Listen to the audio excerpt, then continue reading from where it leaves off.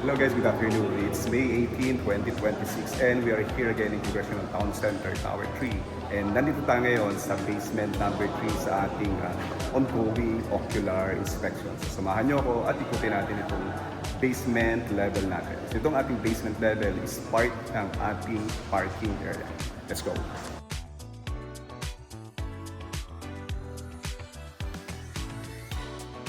So ito guys, another parking slot. Meron tayong dalawang parking slot dito. And here, ito pa yung mga series ng ating parking slots.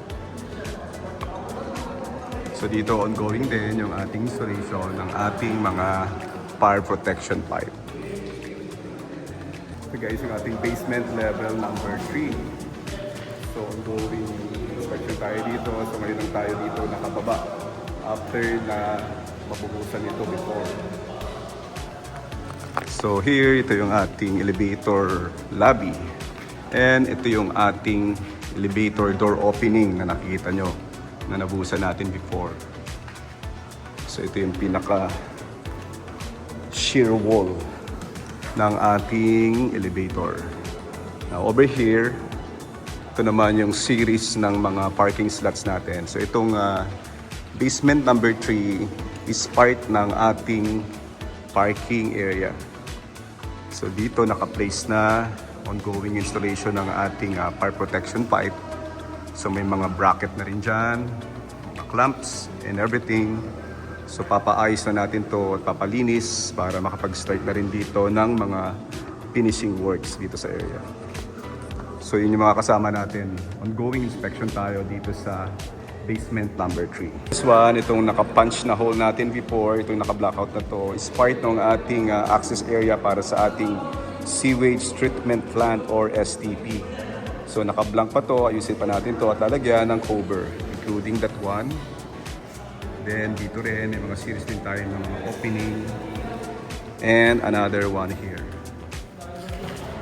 So, dito rin sa area niya. Alright, so akit na tayo ulit doon sa basement level number 2. So akit na tayo ulit doon sa basement number 2 is also part ng ating parking area.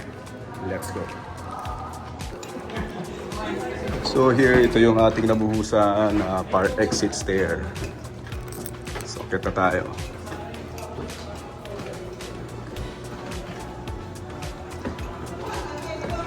So ito yung ating basement level number 2. So yung area na yan. Then akita tayo doon sa basement level number 1. Kung papansin niyo itong ating fire exit stair, meron tayong nosing dito, no?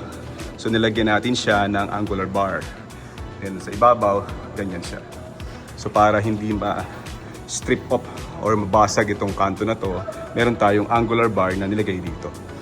Ito yung profile ng ating riser and trap.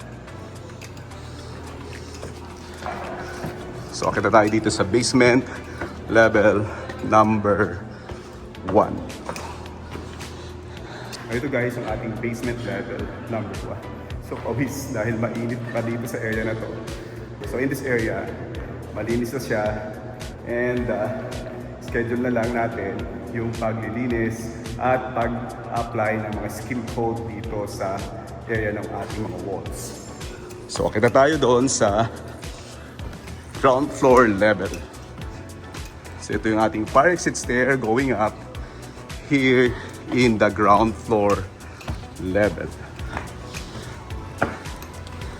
So ito guys yung ating ground floor level.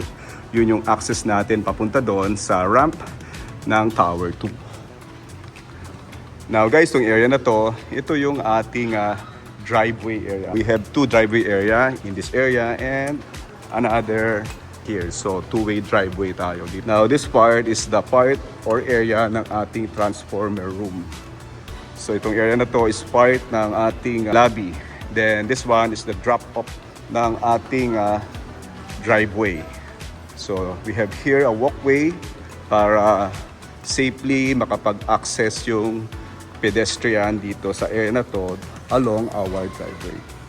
So ito yung mga finished slab natin, columns and beams dito sa ground floor area. Alright. Now ito naman guys, yung ongoing development ng ating facade area. You can see here na nandun na tayo sa level number 8, which is also part ng ating parking area.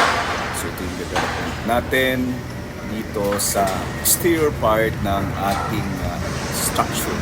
This is the Congressional Town Center Tower 3. Alright guys, so natulog ko kayo sa basement number 1, number 2, number 3 hanggang dito sa ating ground floor level. So makikita natin ulit sa mga susunod na mga videos yung updated development ng project na to. So hanggang dito na lang muna guys yung ating update dito sa ating basement 1 hanggang 3 up to ground floor level. And please do like, subscribe, and follow me para lagi kong updated sa construction development ng project na to. Again, I'm Architect John. So, to be sharing with you what our team knows. Thank you and God bless you all.